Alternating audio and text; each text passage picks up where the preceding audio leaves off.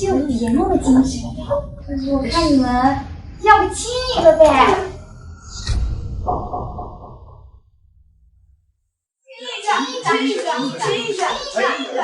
亲一个，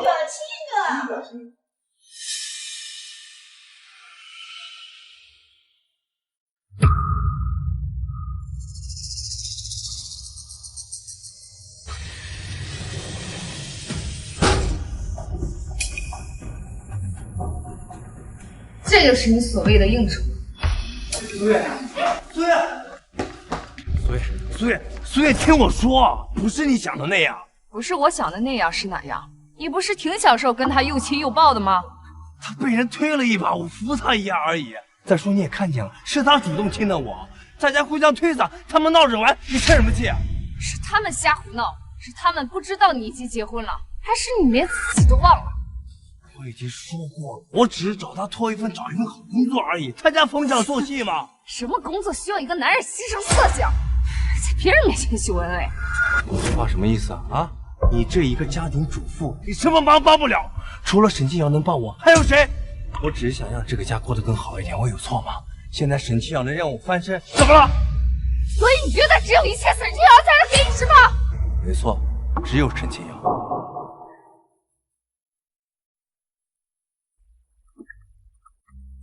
苏月，你死哪儿去了？你的手机怎么还没送过来？你到底还要我等多久？你爱找谁找谁，以后别来找我了。你跟我妈好什么？有你这样当儿媳妇的吗？你懂不懂孝顺？孝顺？你跟我谈孝顺？这么多年，你妈的衣食住行哪一样不是我照顾的？我事事忍让她，让着她，不管她说多么难听的话，我从来都没有反驳过她。你还要怎么孝顺？苏月，你是不是现在觉得自己特别委屈？你这个没有工作、没有能力的家庭主妇，我妈说你这你怎么了？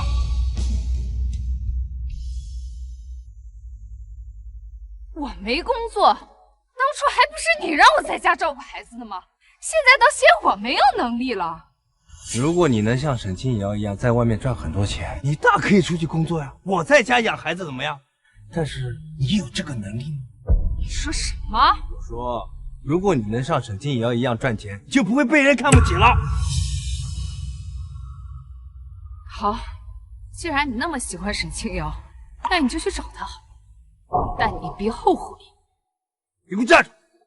别动不动拿沈清瑶说事。我已经说过了，今天只是为了工作。如果你再这么闹的话，看来我们只有离婚了。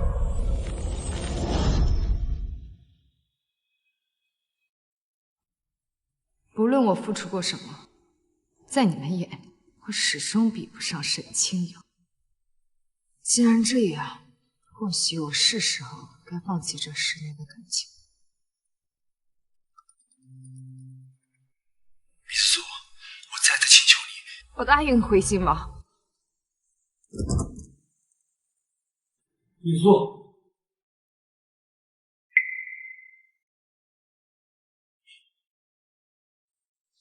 别喝了。米子苏，是发生什么事儿了吗？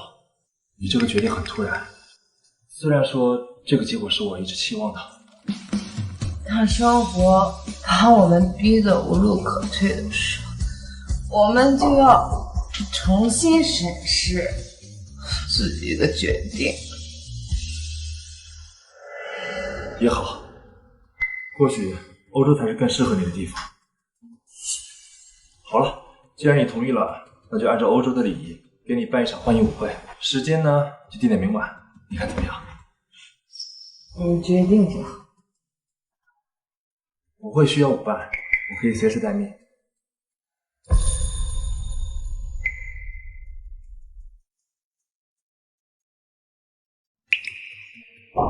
我只答应你回欧洲工作。也好，等到了欧洲，还怕没机会拿下你吗？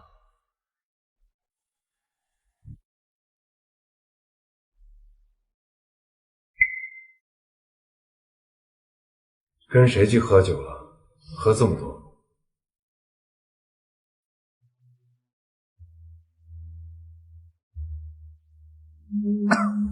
你知不知道，我最讨厌喝酒的你。你有什么事情，赶快说吧。明晚有一场舞会，你能不能陪我一起参加呀？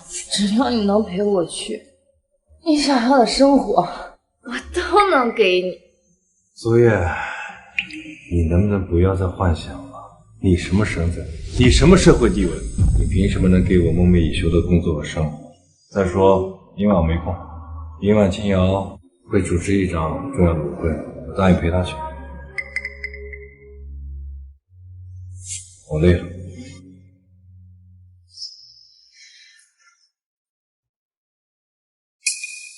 原来10年的相濡以沫，在沈清瑶面前不过是个笑话。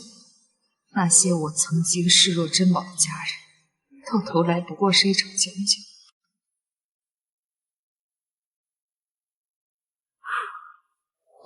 别紧张，你一定能表现得很好。这个青芒集团的全区域负责人到底是何许人？公司竟然安排你专门给他举办一场这么盛大的舞会。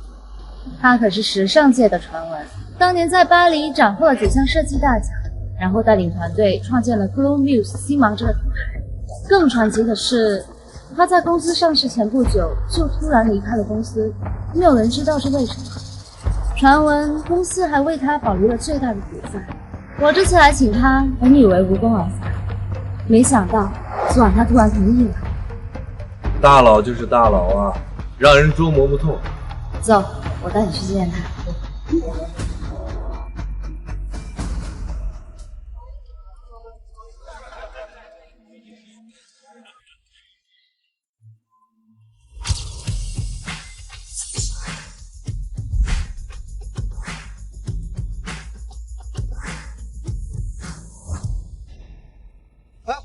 沈小姐，好久不见啊！好久不见了，李总。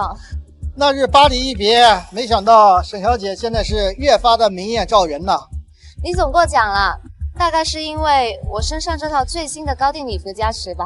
沈小姐，这身礼服也是你们自己公司设计的？是的，这是我们团队最新的设计。沈小姐真是冰雪聪明啊！我相信你们星芒公司有你在，一定会设计出更多的爆款产品。我这次来是为了迎接我们星芒集团新任全区域总裁兼设计总监，这也是为了星芒以后的发展。沈小姐，我听说顾总也到了江城。是的，顾总可是欧洲区的总裁啊，不过很可惜没有机会和顾总见上一面。不知沈小姐是否愿意在顾总面前帮我引荐一下？没问题。顾总今天高兴的话，我一定引荐你。那沈小姐有劳了。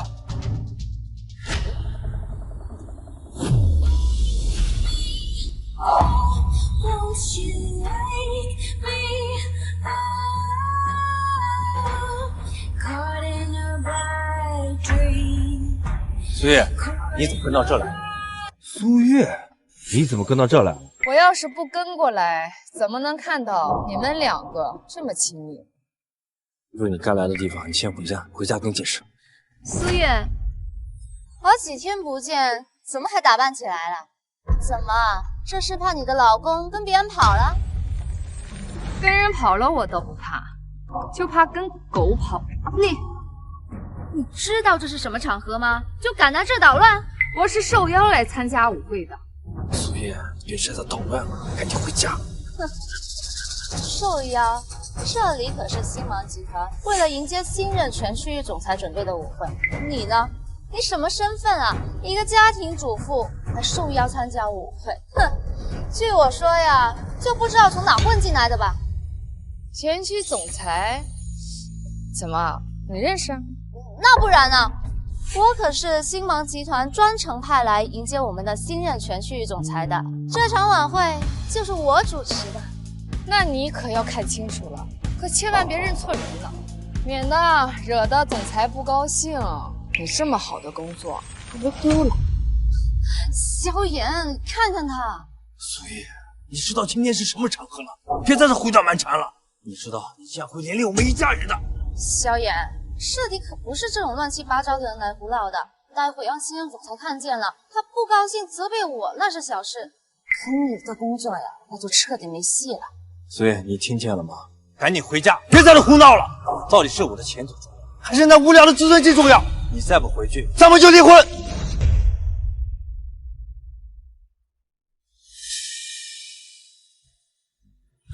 快看快看，顾总来了！什么人敢在新芒的舞会上喧闹？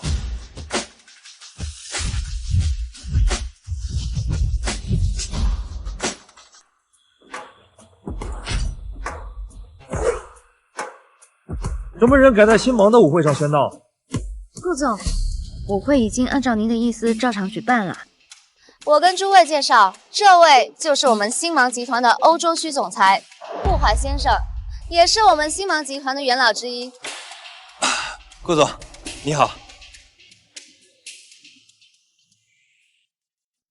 顾总，您对今天这安排还满意吗？沈清瑶，这就是你的安排，把这些不三不四的人带进来。对不起，顾总，我也不知道他是怎么进来的，我现在就请他出去。我说的是他，现在就请他出去。他是我的舞伴啊，顾总。等一下，萧炎，他是我老公。苏月，这里没有你说话的份。顾总，我也不知道他是怎么混进来的。你说他是你的老公，怎么又成了沈清瑶的舞伴？顾总，我跟沈清瑶是10多年的老朋友了，既然他邀请我过来，那自然我也是会给他这个面子。萧炎，明明我也邀请你做我的舞伴，可是你却偏偏接受一个外人的邀请。我们这么多年的夫妻，我在你心里到底算什么？苏月，你知道今天是什么场合？你一个什么不懂的家庭主妇，能有什么事情比沈清瑶还重要？萧炎，这里宾客人那么多，没有空陪他胡闹了。我们现在就把他赶出去吧。来人！对不起，顾总，这个女人没有资格在这。她呀，甚至连个舞伴都没有。谁说她没有舞伴？我可以做你的舞伴。顾总，就算你想邀请她，估计她也不敢答应吧？好啊，那就由你来做我的舞伴。不要闹了！苏月，如果你现在回家等着我，回家之后我还可以好好跟你谈一谈。如果你留下来继续胡搅蛮缠的话，我明天就跟你离婚。我胡搅蛮缠？苏月，我每天辛苦赚钱，不都是让你满意吗？你每天除了疑神疑鬼，把这个家搅得不得安宁，你还能干什么？我求你，你给我一点面子，给我一点空间行吗？哼，我想怎么样？10年前是你跪在地下求我嫁给你，你说让我做世上最幸福的女人。这10年来，我把所有的感情和精力都投入到了这个家，我全力的支持你。可你呢？你又何时看过这个家一眼？你从来都不知道我为你做了什么。萧炎，是你让我对你所有的付出都变成了笑话。苏月，我就不辛苦了，我四处奔波，不是为了这个家好吗？你所谓的四处奔波，就是陪着沈清瑶吧？那你可真是辛苦。你凭什么说我为了沈清瑶？是你自己疑神疑鬼，你别把我拉下水！你不要在这给我叫嚣！你是不是有病？有病就去看病！其实你心里很清楚，你心里的天平早就偏向了沈清瑶。我早就累了，既然你总是把离婚挂在嘴边，那就如你所愿。苏月，我警告你，不要在顾总面前搬弄是非。萧衍是我光明正大的邀请，作为我的舞伴参加舞会的。你一个没钱没见识的家庭妇女，你有什么资格跟萧远提离婚？沈清瑶，这是人家的家事，你不要掺和进来，省得别人说你是第三者。顾总，你不知道，我跟萧衍本来就是一对，后来分开也是迫不得已。要说第三者，那也是苏月。只可惜有人身在福中不知福，不懂得珍惜。不过，既然今天苏月已经当众提出离婚，那我也要为自己打算。顾总，我今天想借您的这个地方，为我做一个见证。萧衍，为了我们将来的幸福，我不想再矜持了。我只想问你一句，你愿意回到我身边，弥补我们错过的时光吗？你愿意再一次回到我的身边吗？天哪，沈小姐勇于追求自己的真爱，实在是太帅气了。女人在事业成功后再寻回真爱，真是妥妥的人生赢家呀！当众被美女表白，如果我要是这个男人啊，一定感动死了。人家可是有老婆的。那怎么了？沈小姐啊，年轻又漂亮，还有一身的才华，不像有些家庭主妇没用又邋遢，跟她站在一起啊，都嫌丢人。是个男人都知道该怎么选喽。萧衍，我等这一天已经等了很久了，在巴黎的无数个夜里，我辗转反侧，我总是想着，要是这个时间和空间没有把我们分开，那该有多好。既然现在已经给了我们一次重新选择的机会，今天我要在这里向你表达我的心意。梅子说，有人当众跟你的老公求爱，你不阻止一下？阻止什么？我在别人眼里就是一个没工作、没能力，只会伸手要钱的家庭主妇，比不上外面年轻漂亮又会打扮的你。我啊，还不如一起救家具呢。但在我这儿，你可是璀璨如新的存在。萧远，你给点反应啊！这么多人看着呢。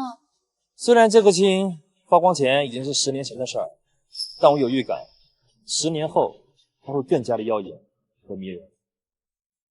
你就别拿我气笑。好啊，苏月，这个时候你还笑得出来？既然你这么麻木的话，就别怪我不给你面子。我愿意。你既然已经选择了，那就别后悔。在我过去10年的生活中，我曾无数次幻想着这样的场合，我以后一定会把闪闪当成自己女儿一样疼爱。只要我们在一起，只要我们在一起，就没有什么能够把我们分开。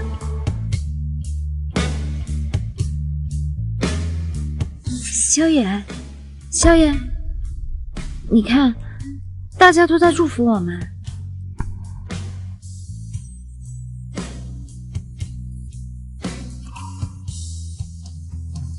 苏月，别说我们绝情，这里有一张500万的支票，你拿着它离开萧衍，算是我们对你的补偿。苏月，只要你现在离开，你可以当做什么都没有发生过。你可以当做什么都没发生，但我不可以。这就对了嘛，还算有点自知之明。这500万对你一个家庭主妇来说，够你活下半辈子的。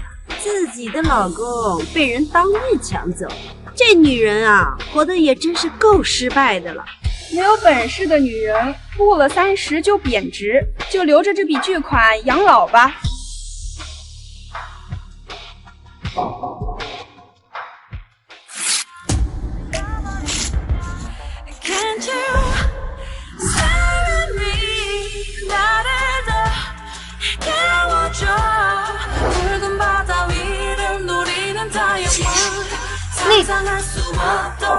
500万而已。苏月，你在干什么？你一个没有工作的家庭主妇，你以为500万很好赚吗？想死就死！这钱是花我买你的，你觉得我应该收下吗？那你不能把它撕了呀！这可是500万，你知道我要攒多久才能攒这500万呢？有些无脑的人啊，就是这么无知。500万，我想你也没见过，你一辈子都赚不到这么多钱。沈清瑶，你也不用生气，我是肯定要离开萧衍的，但不是因为你的钱。你拽什么拽啊？你不要就还给我！哎呀，我看你现在要了什么还？这有些人呢，就是不懂这个世界参差的概念。有的人赚500万，那就是弹指间的事儿。可是有些人呢，干一辈子的苦力，只怕连个零头都赚不到啊！是啊，我还是第一次见这种死要面子活受罪的人呢。既然你这500万是给我，那我的事不用你操心。这500万，无论是我花了还是烧了，都与你无关。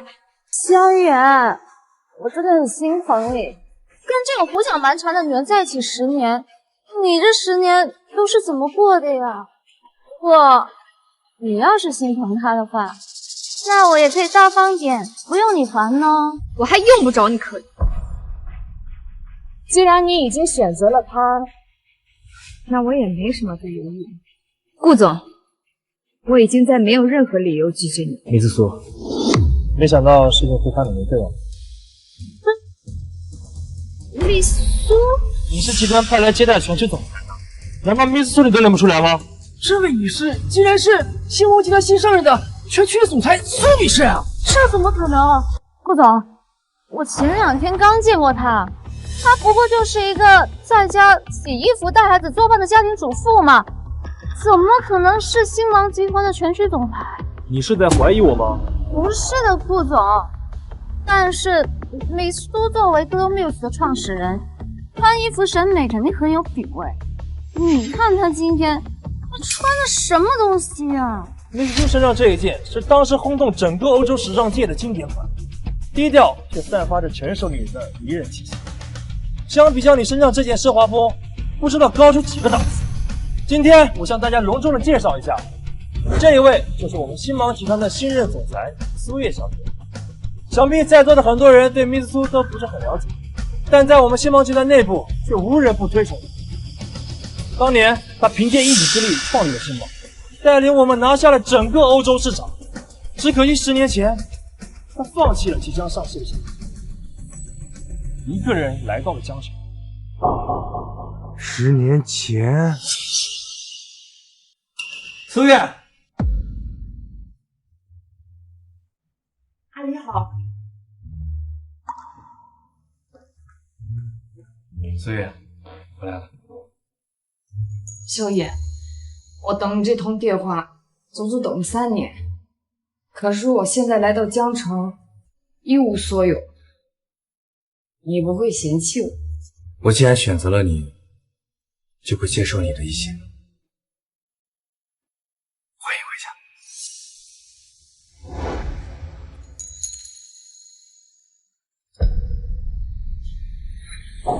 10年前，梅子苏就是为了你放弃了一切。这么多年来，每次星芒集团遇到了困难，我们都试图让梅子苏回去重掌大局，但她每次都以家庭为由拒绝我。这一次，我为了说服她，特地从法国来到了江城。果然啊，这人啊不只能看表面，无论男人还是女人，太容易被假象所欺骗了。我知道，我现在不应该表达的更开心，但是我还是要感谢萧先生，是你把梅子苏还给了星芒集团。我相信之后在梅子苏的带领下，我们星芒集团会重新站在世界时尚的巅峰。苏月，你为什么要隐瞒我这么久？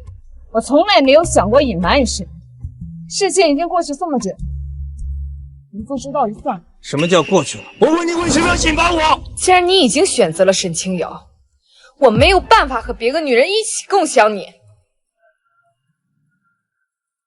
我已经给过你机会。苏月，不是你想的那样。这怎么可能是美苏呢？我现在终于知道，你为什么一直不能起来，梅子苏。集团就不该派你过来。顾总，即使集团派的不是他，按照之前的时间，我也不会答应。或许一切皆已定。你想怎么处置？你想怎么处置他？沈清瑶，你刚才还不是豪挣100万，让我离开萧远？你说错了，苏总。别怂啊！不是，我真的不知道您就是苏总，我给您赔罪，给您道歉，你千万不要跟我一般见识。我打我自己给你赔罪。哎，你别打坏了，萧远该心疼了。苏月，别跟我阴阳怪气，不过沈清瑶，我们根本就没有什么。刚才你们旧情复燃，在场的人可是都看到，再说了，你不是还指望他给你找一份好工作。对，你对了，你明明拥有一切，你明明可以让这个家过得更好，你为什么隐藏起来？我在家里让我出去赚钱，我看你根本就是一直在耍我。萧野，你就以为我那么爱做家庭主妇吗？我甘愿为你退居幕后，给你打点一切。是，你是工作，但你周末、节假日、下班的时间都有时间休息，而我呢，365天全年无休，我干着最累的活，但我有受到过你们半点尊重吗？我是隐瞒你，是因为之前我以为你很要强，不忍心打击你自尊心，但我万万没有想到，你居然为了利益放下自尊，甚至是自己的妻子。是，我是没你想象的那么好，我没有骨气，可是我从来没有想过要害过你们。还有，既然你早就发现了，你为什么不告诉我？我没有告诉过你吗？我告诉过你，只要你来陪我参加这场舞会，你想要的一切我都能给你。但你有相信过吗？你宁愿相信沈清瑶能给你一切，你都不相信我。萧野，是你让我们的婚姻走到这一步。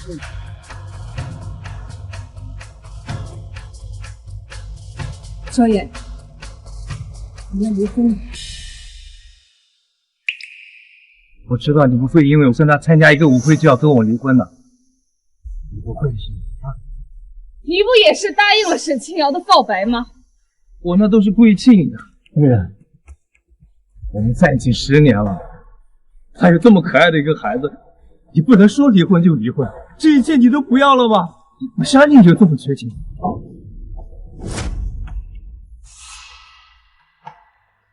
你口口声声说为了我放弃一切，一无所有来到江城，那我呢？我不是也是因为决定和你共度一生，为了这个家担任重担吗？我让你上班，我是不想让你这么辛苦。我独自一个人在外面打拼，我也很累，我也很苦，我想要自己的生活，难道我有错吗？够了，你不想说，我来替你说。当年米子所用他所有的心血创立了星芒，星芒对于他来说不仅仅是一份事业，更像是他自己孕育出来的孩子。他对星芒付出了多少，我们所有人都看在眼里。但就是因为你的一通电话，他就放下了星芒，义无反顾地回到了江城。他不理会的跟我说，他对你的爱胜过一切。跟你在一起，他情愿过这种简简单单的生活，因为他觉得这才是幸福。所以你现在还觉得他会因为一件小事而离开他的一生所爱吗？我告诉你，当一个真正爱你的女人真的要离开你的时候，她一定是经历过了无数次的失望和心碎。好了，顾总，不用再说了。既然今天是一场舞会，不如你陪我跳支舞。乐意之极。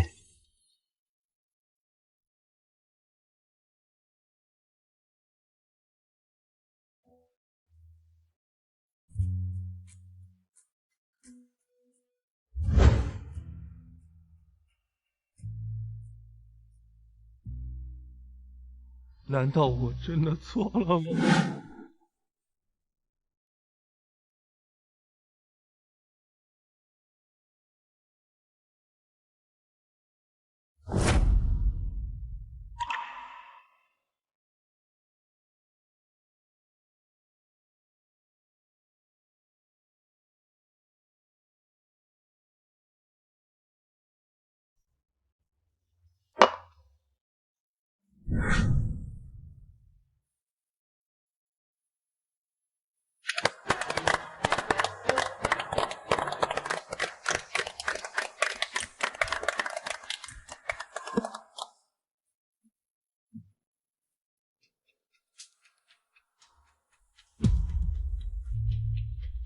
柳林，这怎么可能？林子树，刚刚集团总部下达通知，董事会准备撤销你的任命，因为董事会内部出现了反对的声音。各位，不好意思，今天先到此结束。萧炎，你听见没？集团取消了对他的任命。萧炎，你什么意思？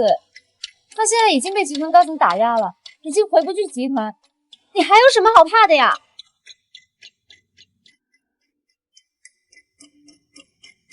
秦瑶，我想你误会了，我们就是老同学。我之前找你也只是为了工作的事情，我对你没有其他的。但你刚刚都已经答应我了呀。对不起，秦瑶，我现在已经有自己的家庭。可他刚刚都说要跟你离婚了。苏月，我在家等你。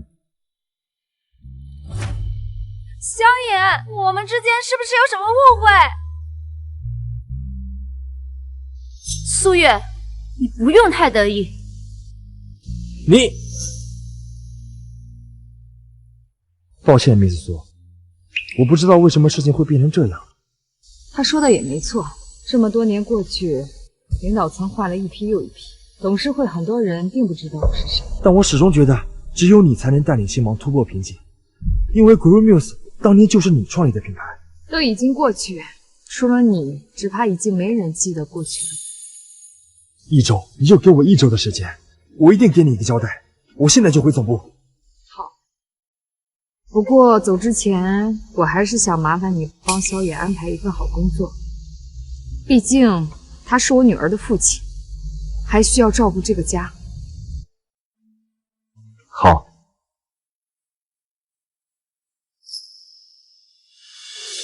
1周无论回去与否，萧炎，你我之间也该有个结局了。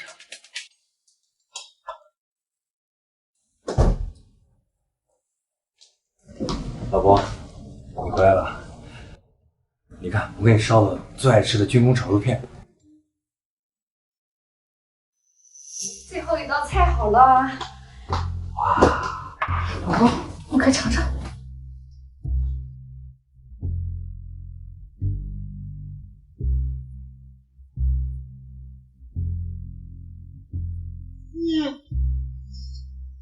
太好吃了！哎呀，老婆，不是我吹的，咱老婆这是可赶上6星级的大厨师了，以后做饭的任务就辛苦老婆大人了。以后啊，做饭的事都归我管，你就等着吃吧。还是我老婆最好，再来一口。再来吃点。我不吃。哎，多少吃点吧，咱们好久没坐在一起好好聊聊了。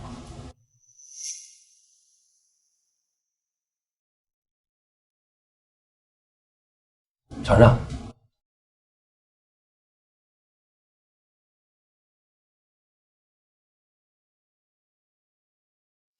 怎么样？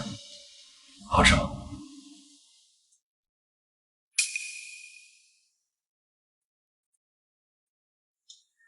很久没有吃过你做的饭菜了，味道还是一如既往的好。苏月，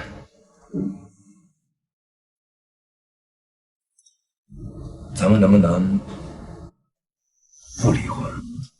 咱们能不能不离婚？萧野，这个世上不是你想怎么样就怎么样的。苏月，我们已经走到了这一步，所有发生的事情就只能学着去接受。我知道这段时间我跟沈清瑶走得太近了，我跟她在一起都是为了工作，真的。没关系，我理解，一切都是为了这个家嘛，维持感情也是正常。苏月，既然你的任命已经被撤销了，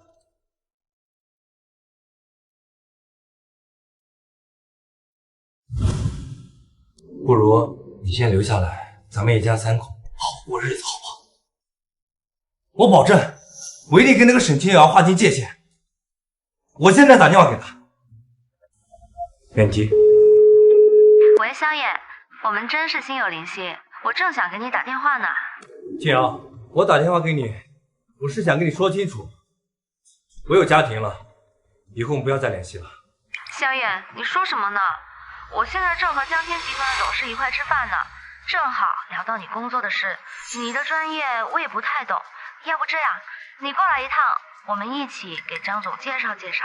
看来你工作是有着落了。老婆，我跟你说过，你工作的事情我可以给你解决。喂，萧衍。所以我知道你一直在努力帮我，可是你现在已经不如以前了。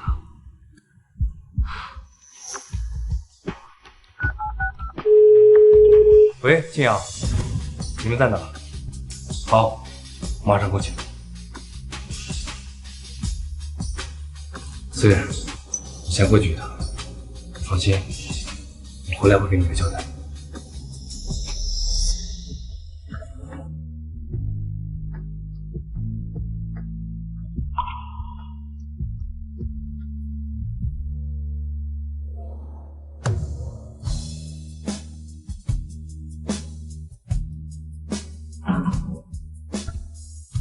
萧衍，你自己说完的话，转眼就忘了。你还是不愿意相信我。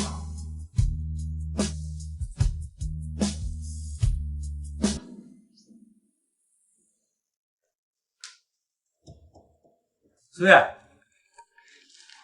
今天周末起这么早，你看我给你带了最爱吃的全麦面包。有个好消息，走。我的工作有着落了。我知道。你知道？那你不生气了啊？你有新工作是好事，我生你气干什么？你看，我昨天晚上不是不想回家，那个沈清瑶喝多了，我帮她清理一下。我发誓啊，我绝对没碰她。他喝多了，跟你有什么关系？那不是因为刚回国，他在江城就我一个朋友。你说？行了行了，我知道。老婆，他喝多了也是因为我工作的事情喝多了，我照顾他，还他一份人情，你就不生气了？你的新工作是我办理，没有人欠他人情。妈，你说是你安排的，就是你安排的啊？你还不相信？我信你还不成吗？你看，今天咱们一家三口好不容易在一起吃个饭，开心点。好吧。嘿，那个，我想请沈清瑶一起来吃个饭。你还记得你昨天晚上怎么跟我说的吗？我记得，我当然记得，不是因为沈清瑶给我解决了工作的问题吗？你放心啊，今天晚上吃完饭，我一定当着你的面跟他说清楚。我都跟你说了，工作的事情是……算了，随你吧。不是舒言，你能不能别每天沉浸在自己的世界里？你能不能理解我呀？你爱怎么说怎么说，你想干什么就干什么，管不着。你面包还吃不吃？往这边拉一点。哎，对，那就这样正好。你们这是干什么呢？哦，是爸爸让我们摆的。他说我们一家人难得在一起吃顿饭，搞漂亮点。来，菜来了，快洗手吃饭。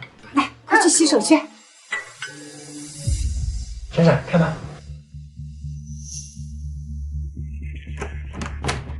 谢谢阿姨。这么久没见，有没有想阿姨呀？天天都想。阿姨好。青瑶，来，快来这儿。青瑶来了。阿姨好。哎，闪闪，这是给你的礼物。哇塞，我也有礼物，太棒了！谢谢千兰阿姨。青瑶，你来这儿就像回家一样，干嘛这么客气啊？本来就是我们想请你吃个饭，好好啊，表示感谢。来都来了，还带什么礼物啊？那礼数还是要有的嘛，更何况我跟萧衍的关系，这点东西根本就算不了什么，你就收着吧。我们青瑶啊，嘴甜啊，还会说话，真是没得说，不像有些人啊，这客人来了连招呼也不打。哎妈，大家都饿了，坐下吃饭了哈。闪闪，来坐下，礼物吃饭喽。吃饭了，请，挨着我坐。谢谢阿姨。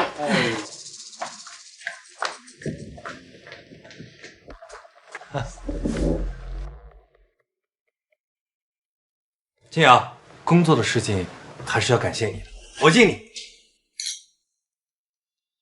静瑶，你啊为我们家办这么大的事儿，阿姨呀，来也敬你一杯。没事，这对我来说呀就是小事一桩，不像有些人就只会沉浸在过去的辉煌里。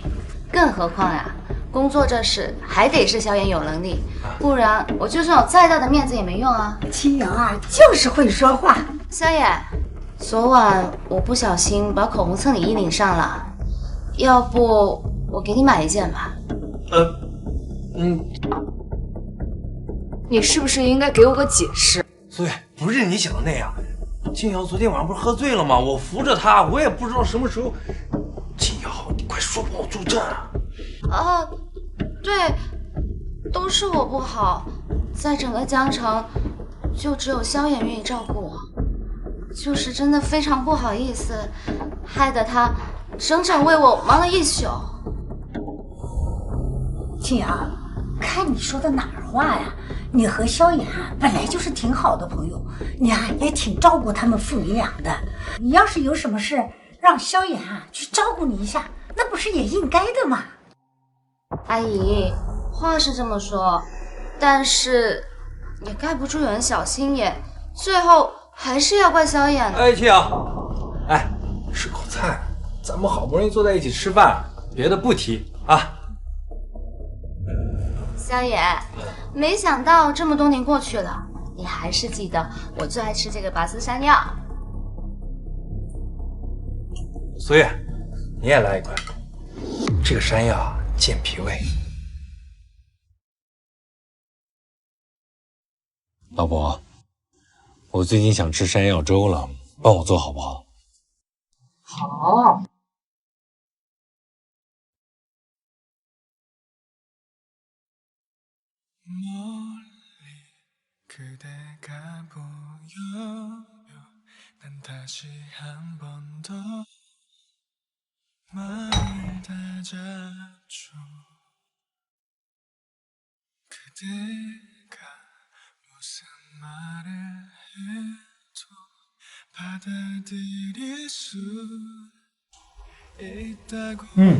还是老婆做的最好吃。老婆你辛苦了，来，你也尝一口。你手怎么了？给我看看，给我看看，这怎么了？这是？我对山药严重过敏。你怎么不早说啊？你在家等我，我去买药啊。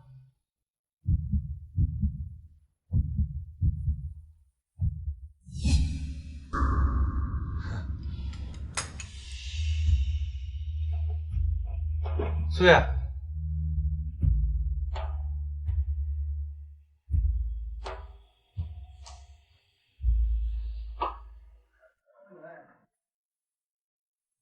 苏月，你什么意思啊？苏月，你也没有必要连碗都换了吧？你是嫌弃这菜是我喜欢吃的，还是嫌弃这是萧炎给你夹的？苏月，我知道，我今天把青瑶请到家里吃饭，你不开心，青瑶心里也清楚。可是人家放下了对你的成见，和和气气坐在一起吃饭，你为什么不能呢？我说什么了？说话什么态度啊？萧炎，你就别生气了。知道，你这2天心情不开心，我到处哄着你，我这什么事情都让着你，每天看你的脸色，你还想要怎么样？是，你是看我脸色，但你有尊重过我的意见吗？但是人家帮我解决工作的问题了，我感谢人家怎么了？哎呀，好了好了，都是我不好，今天我就不该来。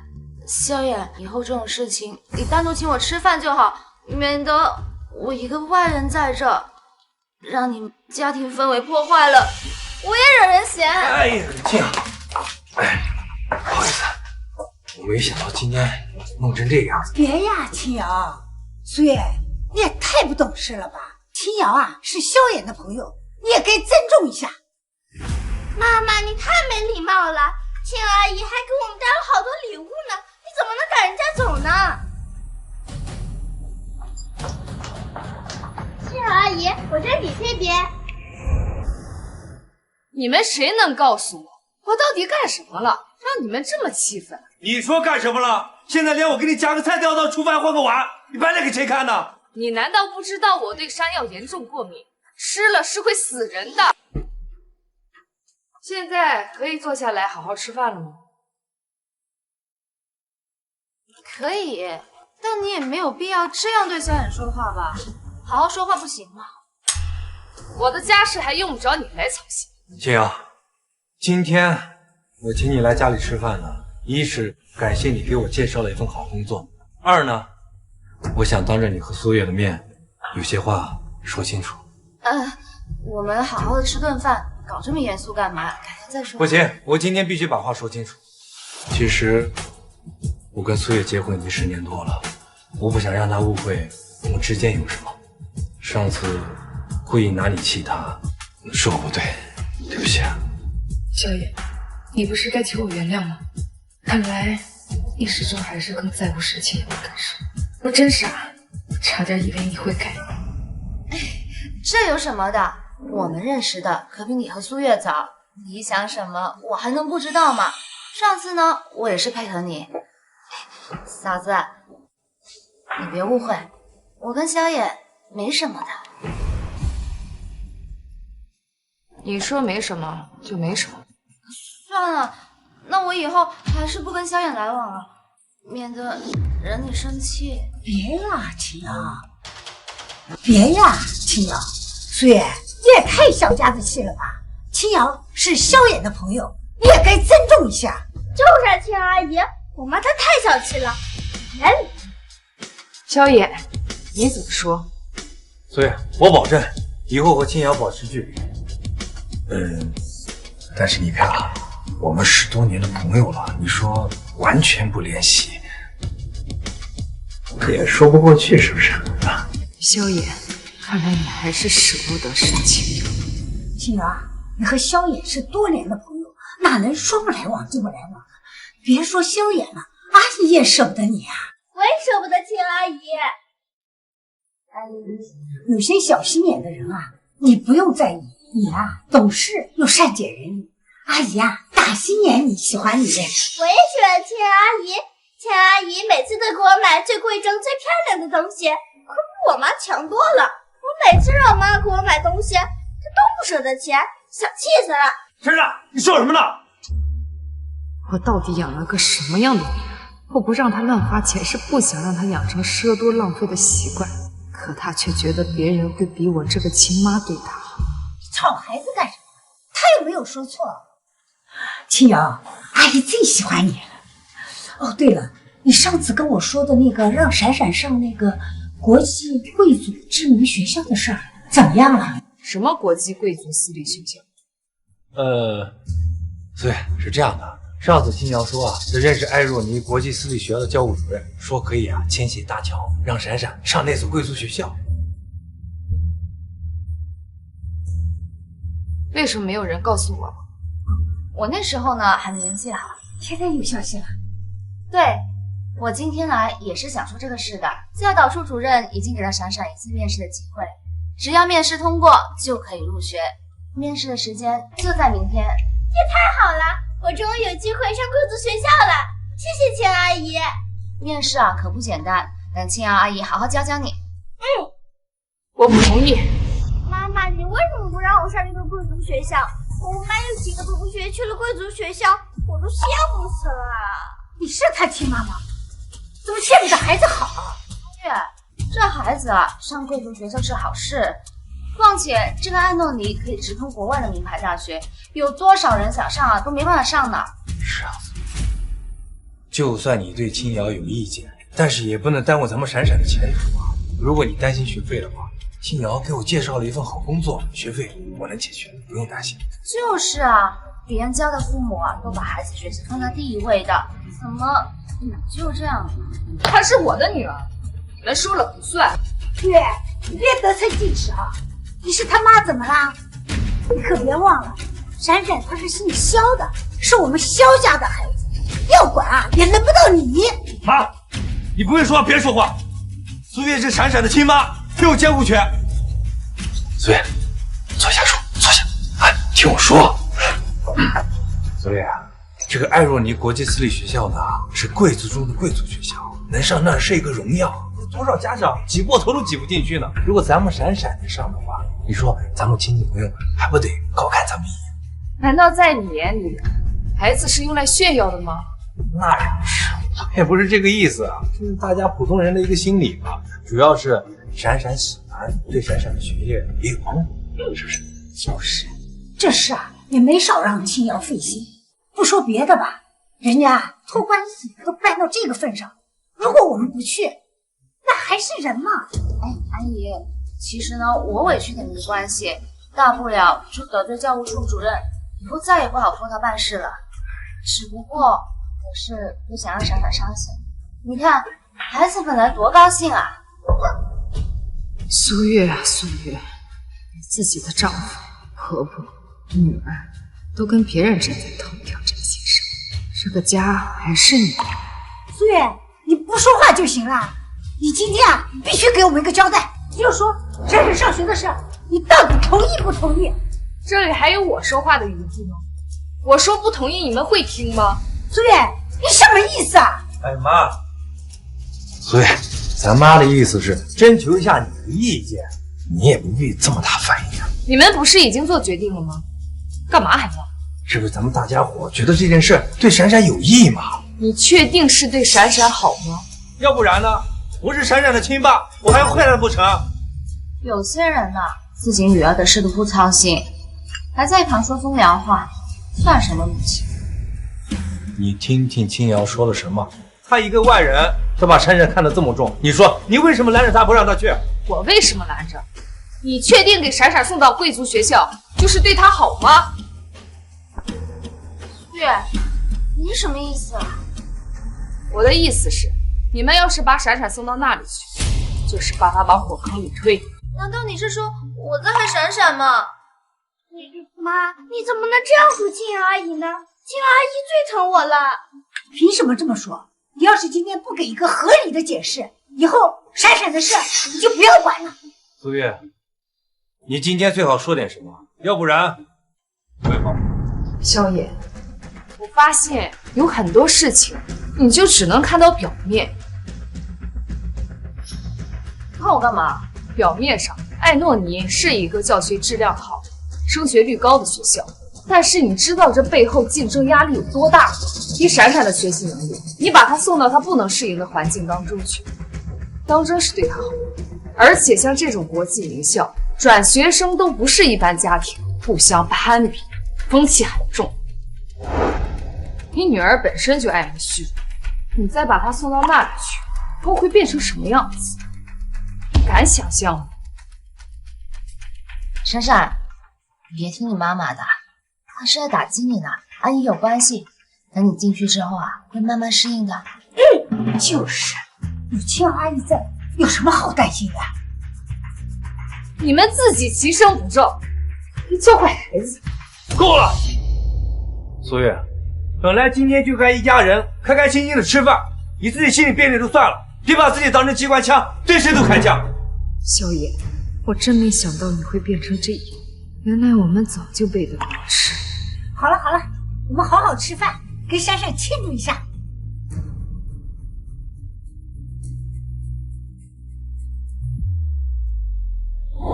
闪闪，别听爸爸的，实在。他这是甩脸给谁看呢？哎，儿子，他要打人！苏月，你别乱来啊！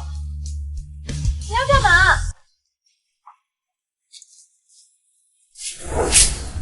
哎呦，吓死我了！一瓶破酒，你还用纸包着？这瓶酒是我跟萧衍结婚的时候出产，一直珍藏到现在。只是想等我们结婚20周纪念日的时候，但是已经等不到那个时候。你别开！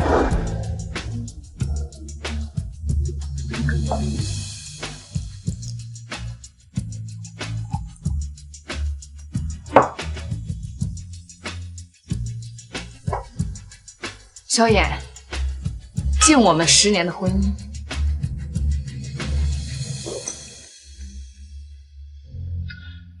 很好喝，你尝尝。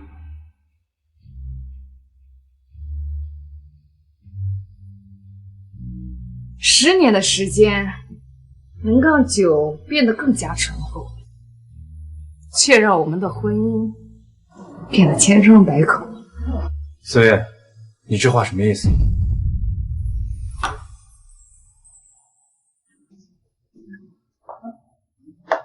萧衍，明天民政局门口见，我们离婚吧。去哪儿？苏月，苏月，我先带闪闪去参加学校的面试，去民政局的事以后再说吧。萧衍，为什么我说什么你都不听？我一定要阻止这场面试。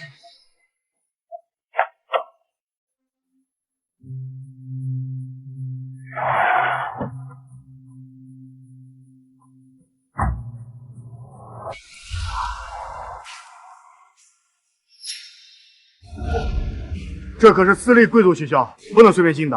我女儿萧闪闪在里面，我要进去找她。哎，萧闪闪，她不是跟她爸妈早就进去了？什么？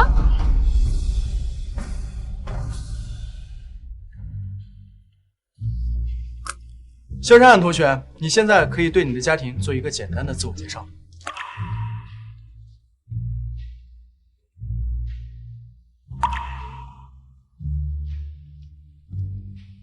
不怕，闪闪，就按我教你的说。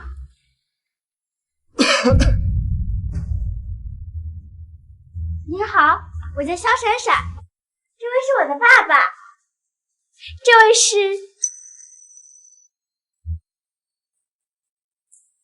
这位是我的妈妈。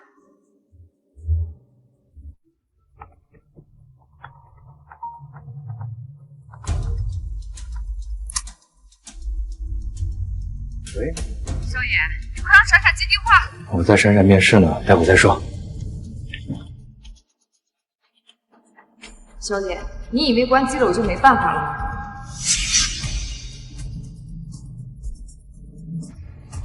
喂，裴校董，我是苏月。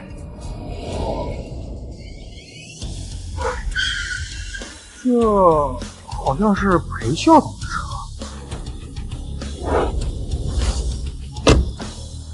哎呀，欢迎裴校董！你好。哎呀，我母亲呐，酷爱收藏你设计的作品，她还期待着新的作品呢。好，改天有机会啊，我一定会亲自去拜访老夫人。这地方我好久没来了，我呢要到校长办公室去一下。待会儿你啊，直接到面试的地方，我回头就到啊。面试的最后一关是检测孩子的监护人教育观念是否一致。你们作为萧闪闪的爸爸妈妈，思想高度契合，恭喜你们，萧闪闪被录取了。谢谢。谢谢。来，闪闪。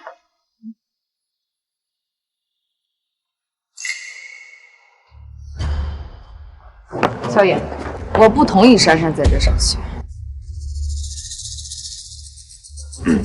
苏月，闪闪好不容易通过学校的测试，咱们父母不能拖孩子的后腿呀。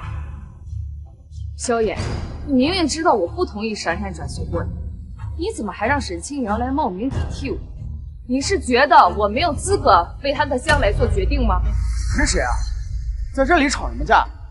不好意思，苏月，我警告你别乱说话，要不然……我是孩子的妈妈。你是他的妈妈？那他又是谁？苏月，你既然这么不近人情，为了女儿，那你就别怪我了。不过，我跟他很快就会离婚的。就是啊，孩子爸爸要跟我在一起，以后孩子归我管。你们竟然拿这个做文章！苏月，上岸若你是闪闪自己，我劝你这件事情你就别插手了，行不行？孩子小，不懂得分辨，你们也不懂吗？苏月，你别得寸进尺。我们就是想让闪闪上个好学校，你现在跑来学校闹，是想让萧衍难堪呢，还是想让闪闪以后在同学面前抬不起头？你们今天的录取流程，但凡合理合规，我也不会阻止闪闪入学。好，那你说我们的流程有什么问题？艾诺尼是个国际学校，但据我所知，转学生的成绩必须各科全优才能拿到面试资格。作为孩子的亲妈，我女儿的成绩我非常了解，他至少有3科都不。好了，你不用再说了。学生的学习资料上面写的清清楚楚，学生的学习成绩都是通过我们调查打面，所以这就是你们的问题所在。让我看看，是谁在质疑我们艾若尼国际贵族学校？马主任，你可算来了，就是他一口否定了他女儿全优的成绩，说我们违规录取，还说我们在学习成绩上做了手脚。就是啊，马主任，我带我家孩子来入学，结果他呀跑来学校闹。这可真是奇闻呐！啊，人家都是急着证明自己的孩子成绩足够优秀，挤破脑袋想把孩子送进来，你倒是生怕我们把他给录取了。我甚至怀疑你是他的亲妈妈，你是有多不想让孩子上一个好学校？我觉得作为一个名校，就应该做到公正、公平，严把生源。即使名声在外，你们也迟早。说的这是什么话？我还要投诉你！你们学校在没有确定孩子的母亲情况下就进行面试，这说明你们的环节出现了严重的漏洞。我刚刚都说了，苏月整天忙着闹离婚，根本没有时间关心孩子，这点孩子的爸爸可以作证。你说呀，萧衍，你说实话。没错，现在孩子一直我和青瑶在管，我要从不关心孩子的需求。就是萧衍，你还是选择站在沈清，连我对你的最后一点期待也耗尽。听见了吧？不要在这里无理取闹了，不要影响我们正常的教育环境和秩序。现在，请你马上离开。好，既然这样，那我就把今天的情况告诉裴校长。裴校长，你看你这样，只不过是一个普通的家庭主妇，你以为你是谁？还裴校董？我不妨告诉你，裴校董不是什么人都能见的。我就跟你说，我来到这个学校，我就没见过裴校董。苏月，你就不要打肿脸充胖子了吧？就连我这个人际广阔的人都不认识裴校董，就你一个在家里窝了10年的家庭主妇，你能认识他？你要是想去找裴校董，尽管去找好了。像你这种地位的人，恐怕连裴校董家的门朝哪开你都不知道吧？还真不巧，裴校董今天就在学校。哎，你怎么知道裴校董在家？因为是我叫他来。什么？不可能！我今天没有收到通知，裴校董会来。苏月，你别胡说八道了。你费尽心思阻止闪闪入学，你有没有想过闪闪什么感受？妈妈，你为什么要这样？闪闪，妈妈都是为了你好。得了吧，我从来没有见过你这么恶毒的亲妈。我是绝对不可以让你们把孩子带偏的。我现在就去走。哎，马主任，难不成他真是认识裴校长？看他的样子挺像真的，但是不应该呀。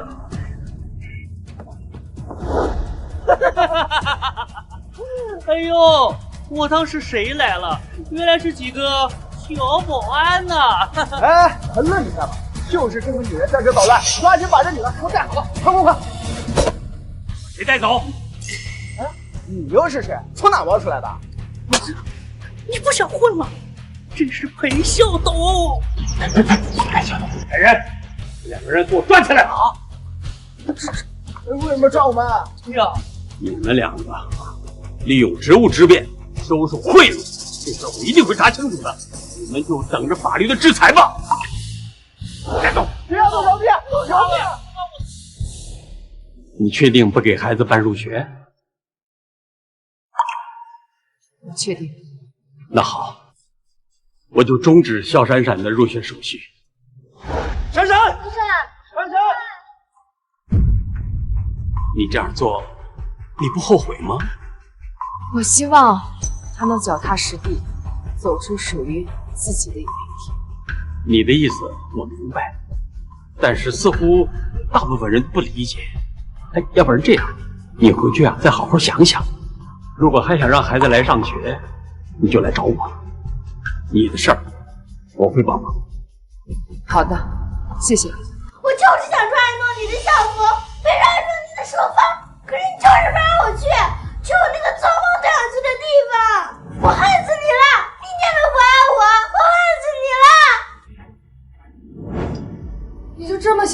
吗？我想去。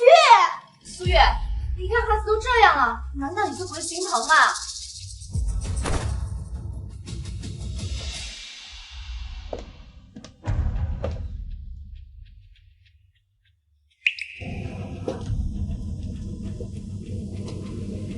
喂，裴校董，我之前的事情想好了，那闪闪的事情就麻烦你了。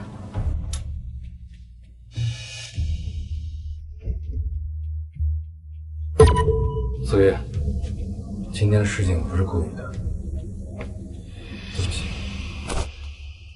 不知道从什么时候开始，每次发生事情，我们都站在彼此的对立面，互相伤害，互相仇视。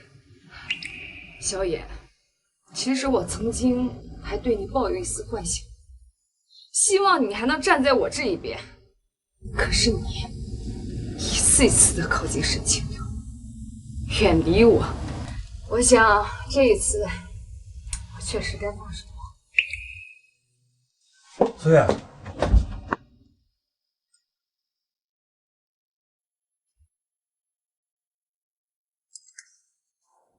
明天民政局我会一直等到你来。苏月，苏月，你听我说。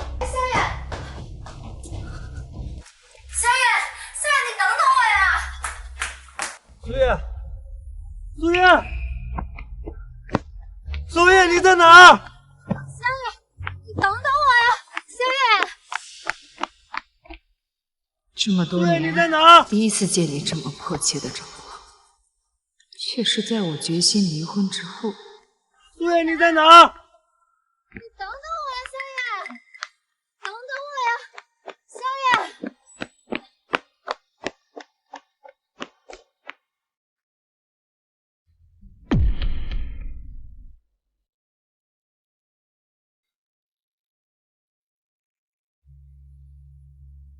曾经的我，多希望我们能够白头到老。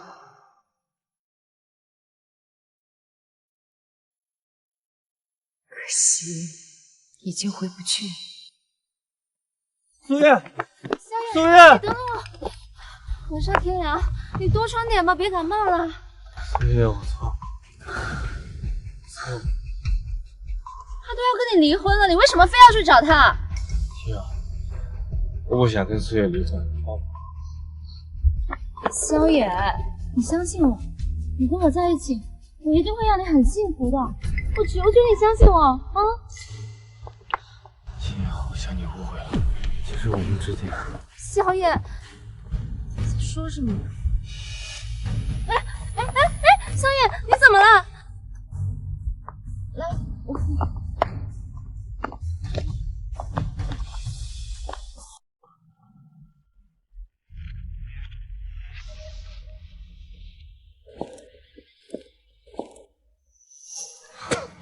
苏月，你知道吗？昨晚萧远为了找你，像个没头苍蝇一样到处找你，找了一夜。现在什么天气啊？他连个外套都没穿，到现在还发着烧呢。萧野，明明是你背叛了当初的誓言，现在要离婚，你又何苦这样折磨自己？苏月，我们能不能不离婚？你要是不舒服，现在就可以回去，好好休息。我们可以改天再来办理。苏月，你可真够冷血！他都为了你这样了，你是一点都不心疼他？那就今天吧。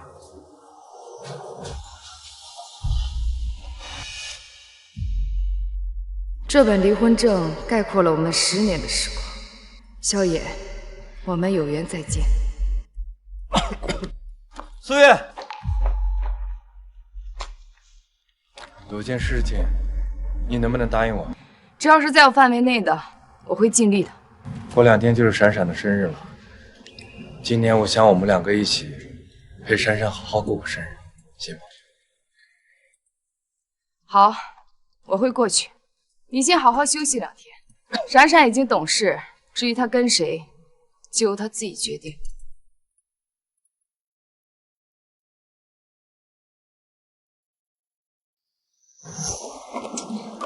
没事，萧野。要是闪闪选择跟你一起生活，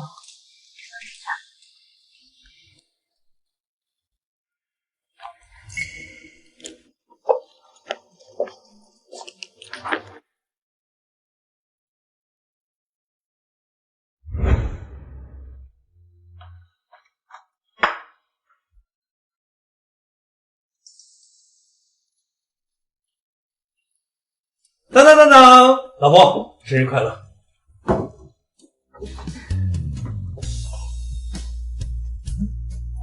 你有个放东西的。哎呦哎呦！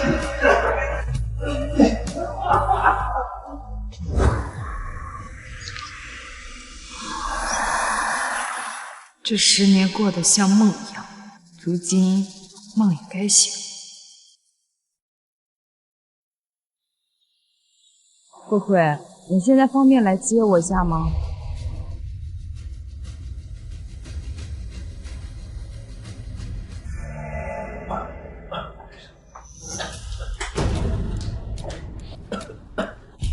你怎么又回来了？还有脸回来？我是来拿东西的。这儿没你东西，给我滚！妈，他都跟你离婚了，你还帮他说话？苏月，你的东西帮你收拾好了，都在卧室里。谢谢。你看他那一副白眼狼的样子，当初啊一穷二白的来到我家，你非要娶她。这10年啊，好吃好喝的伺候着她，这个说离婚就离婚，拍拍屁股就想走。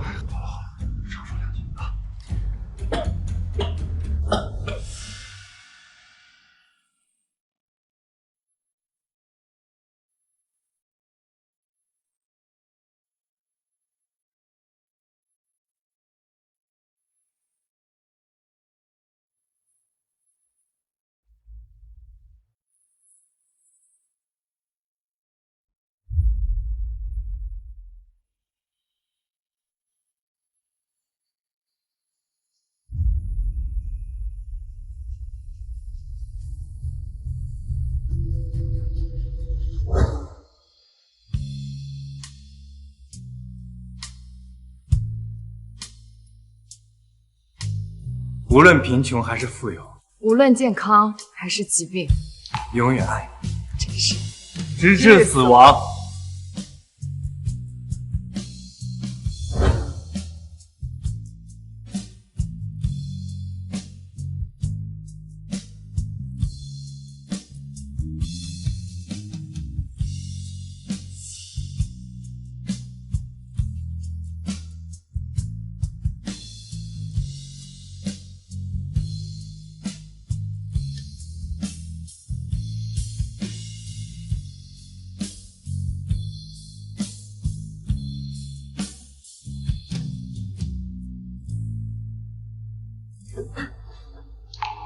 苏月，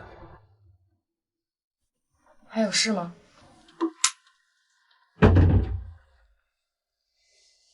怎么了？你今后有什么打算？走一步先看一步，先搬出去再说。其实你不用那么着急搬的。再说你也没有别的地方可以住，不如想清楚再搬。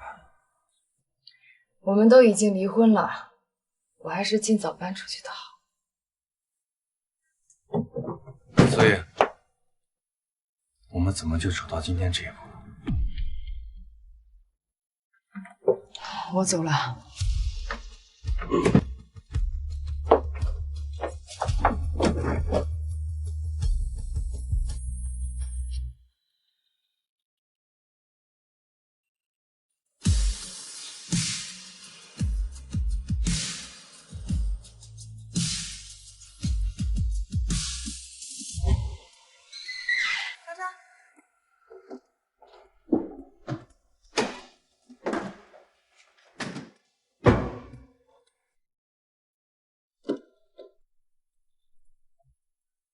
天哪，苏月，一个女人过了10年的日子，就过出这么点东西啊！我都怀疑你是个女人嘛。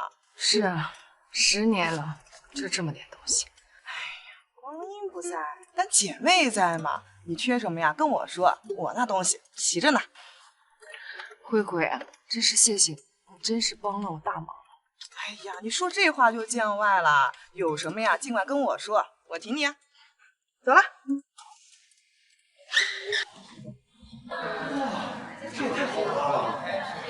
没想到你的孩子的生日宴居然能办这么大的场面。闪闪，怎么了？我好羡慕你啊！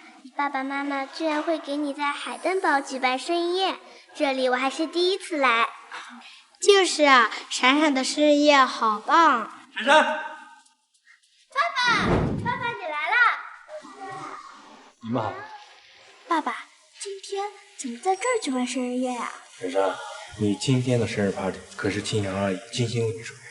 真的吗？那妈妈呢？妈妈来吗？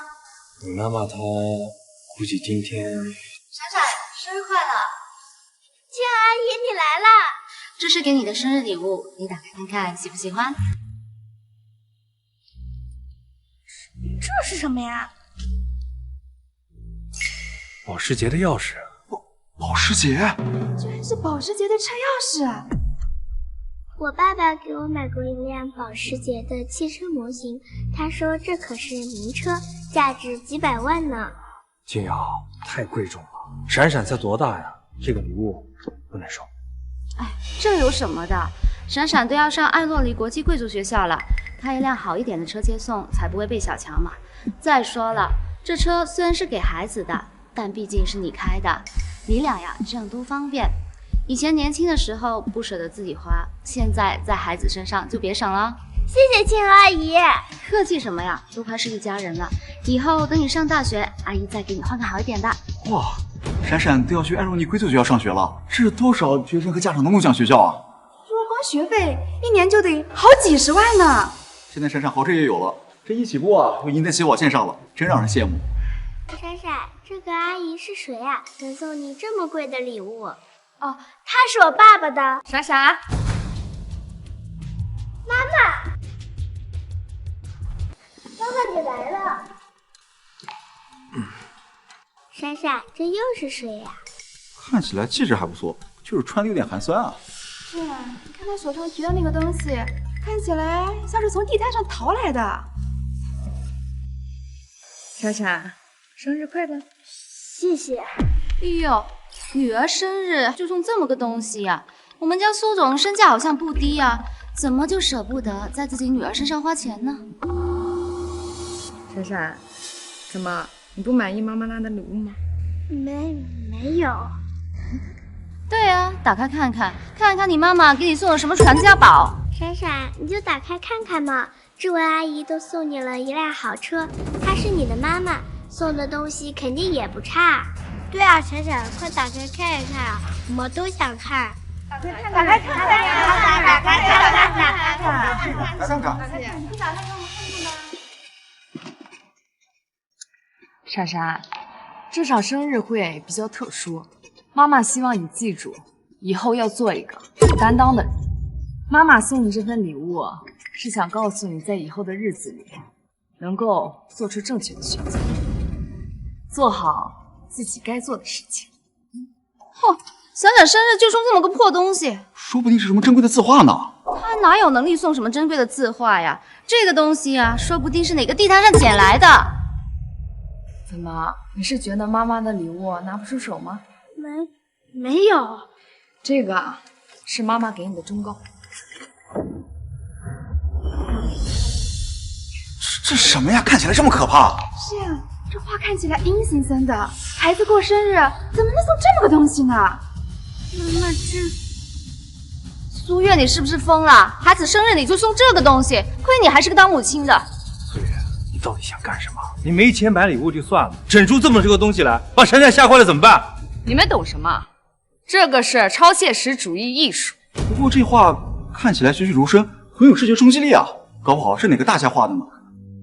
这位家长倒是挺有眼力，不过这幅画不是什么大画家画的。那这画是谁画的？我画的。不就是幅破画吗？你说多少钱，我赔给你。捡起来！我不，我要你捡起来！就这种破东西，就只配放在地上踩。闪闪，今天你青瑶阿姨在这跟你乘凉，有什么事跟青瑶阿姨说。这是我们母女之间的事情，你凭什么插手？你们之间的家事，我本不想掺和，但现在你已经跟萧远离了婚，那闪闪的事我是管定了。闪闪是我的女儿，怎么教育我说了算。闪闪，过来，阿姨问你个问题，要是以后我做你妈妈，你愿不愿意？你愿不愿意？哎呀，你拽我干什么？你干什么？我跟你强调多少次了，不要把闪闪牵到我们的故事里。闪闪，你这么做对得起妈妈对你的养育之恩吗？还养育之恩？我跟你说，闪闪跟着我不知道比跟着你强多少倍。闪闪，你知道你自己在做些什么吗？看来我之前给你的忠告，你是一个字也没有听进去。你还好意思听？你这副破话，真是什么乌七八糟的东西都敢往外送。我看你呀，还沉浸在以前的风光里罢了。我苏月的话拿出去，有的是人用。哼，怎么啊？跟萧远离了婚，又没了亲王的地位，现在就只能靠卖这些话为生了是吧？没关系，你要是没钱可以跟我说，我随随便便露一点都够你吃的。之前拿钱往人身上砸，实在太羞辱人了。哎呀，苏月，不好意思啊，是青瑶说要给闪闪好好过个生日，所以我邀请她来。你没事吧？怎么，就这么点钱？我还以为你能拿出几百万。怎么，你个臭不要脸的，你还嫌不够是吧？要多少？我还有呢。啊，算了，你这些钱我也看不上。那这么说你很有钱了？有钱连自己女儿过生日都送不出一份像样的礼物，有你这么重母亲的吗？那幅画是幽暗森林与明亮灯塔做出的强烈对比，是告诉孩子在成长中，在面对诱惑和困难的时候，应该坚守正道，做出正确的选择。没钱你就直说嘛，就会说这种冠冕堂皇的话，还不是自己没本事？有本事的话，你把我那500万拿出来。被你撕的那张支票足足500万，那你还呀？不就是500万吗？我给你。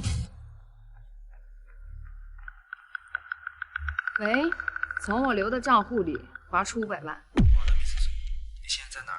我们现在已经到江城了。你们？是的，董事会一致决定，还是由你来担任整个新芒集团的总裁，任命立即生效。我们现在正在赶来的路上，为你举办接任仪式。仪式就不需要了，我给你发位置，你直接过来。好。说的有鼻子有眼的，还你的账户，你要是有本事，至于让萧远父女跟着你受累吗？苏月，今天是你儿的生日，你能不能别装了？你这样让闪闪以后怎么面对同学啊？你不是要我还那500万吗？我希望一会儿钱拿到的时候，你还能继续保持你这种态度。我什么态度？有人给我送钱，我高兴着呢。你要是真的能把钱拿出来，再说吧。可惜了，难得有兴致给闪闪画的那幅画。密斯苏，你要的500万已经到账。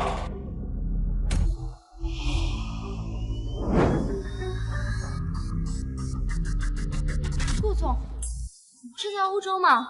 我这次来是专门迎接密斯回去的。安德烈先生，珍妮小姐，你们怎么也在这儿？你们是？我是新芒集团南美区的负责人珍妮。我是亚太区的负责人安德烈。顾总今天想为苏月小姐办一场迎接酒宴，却迟迟不见密斯苏，没想到啊，密斯苏在这儿呢。他们都听说你回归了新芒集团，特意赶来江城迎接你。我可是听着苏小姐的故事，才一步一步走到现在这个位置啊！既然苏小姐已经回归新芒，那我肯定要过来表达敬意。我听顾总说，您的家庭出了一些问题，我想没有人能比罗刹国的男子啊更适合当丈夫。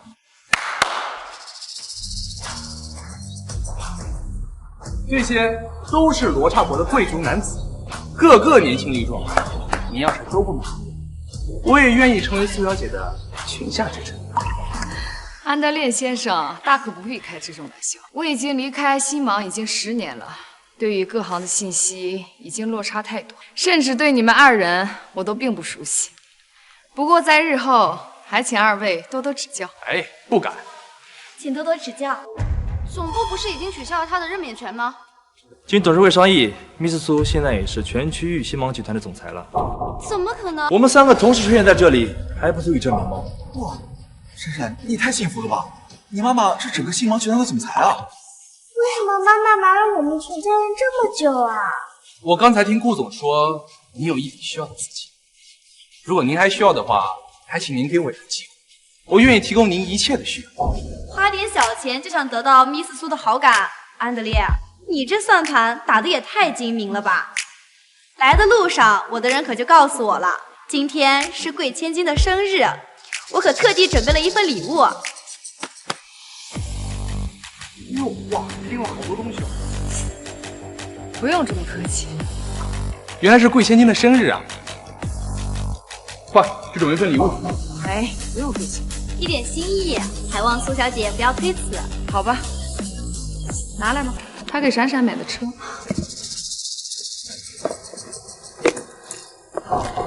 如果他是用自己的钱给闪闪买的礼物，车你们自然可以留着。只是我不赞同闪闪这么小的年纪就贪慕虚荣，但是我也不能平白无故剥夺他收礼物的权利。你胡说八道，这区区100万根本不放在眼里。是吗？苏月，我看你就是公报私仇。苏月，你刚回来，说不定青瑶还能帮帮你，别闹得这么僵。萧衍，我们已经离婚了，我的事情不用你管。顾怀，李子苏，之前是我的疏忽，沈清瑶挪用公司公款，天赞公司产品，利用投资设计师之便私下收取贿赂，所有的证据都在我这里。沈清瑶，你还有什么可说的吗？沈小姐，你可不能倒下，我们会将你带回欧洲，在那里你的罪行将判以重刑。顾总，你就看在我这么多年当牛做马，为公司奔波，你就放过我吧。我之前就是太信任你，导致你无法无天。现在Miss苏已经回到了星芒集团，像你这种毒虫，断然不会留下。苏月，我就知道你不会放过我，但你有没有想过，这公司可不是你一个人说了算。你什么意思？我上面还有人，想把我带回欧洲，得问问我上面的人同不同意。你说的难道是？没错，就是他。以前你还顾忌他几分，现在以为有了靠山就可以跟他挑衅了是吗？不会，他说的那个人到底是谁？我倒要看看谁要动我的人。马丁先生，苏小姐，你好大的威风，现在居然敢动我的人！他叫马丁，是欧洲区的副总裁，一心想坐上全区总裁的位置。他在集团也有很大的势力，上一次就因为他在董事会提出反对意见，你商量的事情才会推迟。恭喜苏小姐重回星芒。先做个自我介绍，我叫 Martin， 是星芒集团欧洲区副总裁。早就对马丁先生略有耳闻，只是没想到马丁先生还会亲临江城。他们都来了，我这个欧洲区副总裁怎么可能不到场呢？自从我进入星芒，早就听说苏小姐的光荣事迹。我在星芒待了8年，也就整整听了8年。今日一见，苏小姐还真的是人不可貌相啊！那都过去了，希望在接下来的工作中，能和马丁先生多多配合，共同为集团献上一份力。那我要说不呢？你若是不同意，那欧洲区的副总裁我就给换掉。Miss苏，欧洲副总裁这个级别的职位，只有董事会才有任命权，你只有在这个级别之下的任命权。我在星芒8年，什么大风大浪没有见过。你作为10年前的老骨头，早该离开。可偏偏董事会那帮人就把你当成神一样。今天我倒要看看你有什么本事，敢把我的人给开了。就是啊，苏月，你刚刚不是还很威风的吗？真是口罩人士的东西。苏小姐，话可不要说的这么难听啊。咱们今后还要一起共事哦。看来你是保定他们。跟着我的人，如果不能保下他们，我在公司还如何立足啊？又怎么能让那些重心的人为我办事啊？更何况，在他这个位置上，底子干净的还真没几个。很好，顾怀，打电话给董事会，给欧洲这个副总裁换掉。苏月，你是要给我撕破脸吗？你可要想清楚了，如果董事会没有拍板，你以后可没有我的支持啊！我无所谓。董董事会说那边短暂的商议一下。我待在星芒8年，自从你离开星芒，整个欧洲市场都是我一个人拼下来的。就我相信了，还有谁能比我有实力在这个位置上？因为董事会那些都老糊涂了。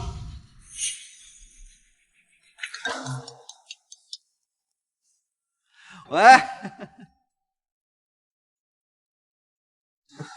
董事会那边发来消息，说已经把马丁解雇了。什么情况？马丁先生，发生什么事情了？我在星芒8年，整整8年心血，怎么你一句话我就……你还不知道吧？我这个大股东所持的股份有多少？今天换成任何一个人在这位置上，要解聘你，确实需要通过董事会，而我只需要一句话。到底持有星芒集团多少股份？51%。马丁，我念在你为公司效力的8年的份上，你在职期间所犯下的错误，我可以既往不咎。这是公司对你最后的仁慈。马丁先生，你没事吧？沈清瑶，你现在还有什么想说的吗？我无话可说。带走。等等，我承认我不如，但我对萧远的爱丝毫不逊色于。如果能再给我一次机会，我绝对不会离开萧远。我曾经为他放弃了一切，不是现在来听你说这些。我曾经用10年的时间想走进这个戏，我以为会抵达到那个地方，直到你出现，我才知道这一切都是我一厢情愿。苏月，不是这样的。苏月，你总是说你一无所有，可是你有你妈，有闪闪，而我呢？10年前我为你孤身来到这里，10年后你却让我女儿看别人。妈妈，对不起，是我错了。你是知道错了吗？还是你怕失去一个有钱的妈妈？你说什么？你怎么能当着闪闪的面说这种话？如果我没有这次身份，没有现在的地位，他还会觉得他自己错了。苏月，他还是够了。我们早在几年前你背叛我的时候就已经结束了。你要不是隐瞒自己的身份，怎么会有这么多事？隐瞒？你觉得一家和睦是建立在身份之上吗？我说的是坦诚。坦诚？你的心又何时在我这里？好了，我累了。闪闪是我的女儿，但是她今天所做的行为让我非常失望。你以为一句称呼就可以改变一切吗？你今天选择的不是妈妈，是利益。妈妈，我错了。你以为一句道歉就可以弥补今天的过错吗？你今天所有的行为都是在践踏母亲的尊严。妈妈，我不会因为你一时的冲动就选择原谅你，你要为你今天选择付出代价。既然选择了沈清瑶，那你就要承担起你选择的一切。所以他还是个孩子，你到底想干什么？就是因为闪闪还是个孩子，所以我会给他改过自新的机会，但是我不要口头上，而是要行动上。闪闪，你答应妈妈不去那个贵族学校，可不可以？从现在开始，你应该好好学习，将来用你自己的成绩考上你梦寐以求的学校。我知道了，妈妈，我应该用自己的努力和付出获得自己想要的东西。对，这样所有的东西都会变成你自己的，否则很容易误入歧途。就像青瑶阿姨一样。对，就像青瑶阿姨一样。不管，焦宇的工作让他自己找，我们公司是需要真正有实力的人。好的。什么？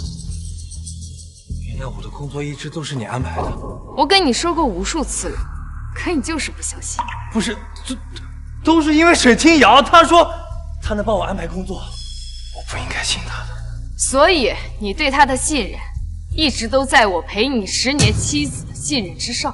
所以听我说。好了，顾总，我们什么时候启程去欧洲？意思说，我们可能去不了欧洲了。什么意思？怎么会是这样？是吗？总部要迁到江城。是的，董事会一致认为，江城的地理环境和发展潜力更适合集团的长远发展，而且这也是对你回归的一种欢迎。这倒是个意外的好消息。我相信集团在你的带领下会遇到更好的发展和机遇。未来的市场，国内确实势头强劲，这一点毋庸置疑。既然如此，我会重新考虑我的计划，把江城作为集团新的起点。萧衍，我们的婚姻已经走到头，但我仍是闪闪的妈妈，我会尽我最大的努力去教育她。苏月，你是说我们可以一起教育孩子是吗？我保证，我再也不会让外人来插手我们教育孩子的事情，只有我们2个人。别误会，我只是尽到一个母亲应该尽的责任，与其他的无关。闪闪，后面你想跟妈妈住，还是跟爸爸？闪闪，你当然是选爸爸了。你想，以后妈妈会经常来看你，我们一家3口就和以前一样。你选爸爸，跟爸爸在。萧衍，不要这样诱导孩子。就算闪闪是我们共同的孩子，我们之间绝无可能。爸爸，对不起，我想跟着妈妈。那我们走吧。萧衍，你好自为之。你变了。或许吧，人总是会变的，尤其是在面对背叛和谎言以后。苏月，我知道，我犯了不可挽回的错误。难道我真的不能重新开始了吗？萧衍，你以为一切都可以重来吗？你把我的心撕成了碎片，现在就用一句重新开始就要张合起来，哼，已经太晚了。苏月，我错了，我真的错了。可是我从来没想过要伤害你，我只是误入歧途。萧衍，你这是在为自己的背叛找借口。你不是迷失方向，你只是选择了另一条路，一条没有我的路。喂，听我说。够了，我不想再听你任何解释。你的行为早已说明了一切。苏月，你愿意给闪闪改过的机会，就不愿意给我吗？难道我们不是一家人吗？我们是他的父母，需要对他尽到养育的责任。但你是一个成年人，要能为自己做过的事情负责。苏月，我错了，我真的错了。你再给我最后一次机会，好吗？就一次机会。想想我们的孩子，还有闪闪，请原谅我啊！萧衍，你已经用尽我给你所有的机会，现在我不会再给你任何机会。我真的错了，我知道错了。妈妈，恭喜闪闪，终于考上梦寐以求的大学了。妈，我现在才明白，靠自己努力得来的幸福，真的幸福百倍。我女儿闪闪终于长大了。妈，是爸爸。闪闪，祝贺你梦想成真。谢谢爸爸。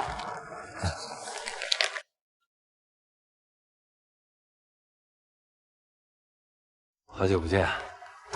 好久不见。时间过得真快啊，闪闪都这么高。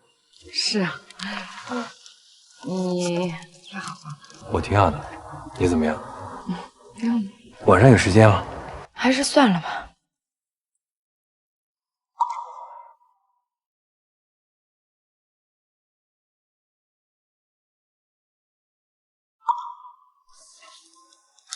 妈，爸爸怎么走了？你还是没有原谅爸爸吗？都过去这么久了，没有什么原谅不原谅的。人总是在做选择，往后走的每一步啊，都是在为他的选择而买单。以后你就懂了。今晚有妈妈的发布会，走吧。等我长大了，一定要做妈妈这样优秀的时尚设计师。不，我要比妈妈更厉害。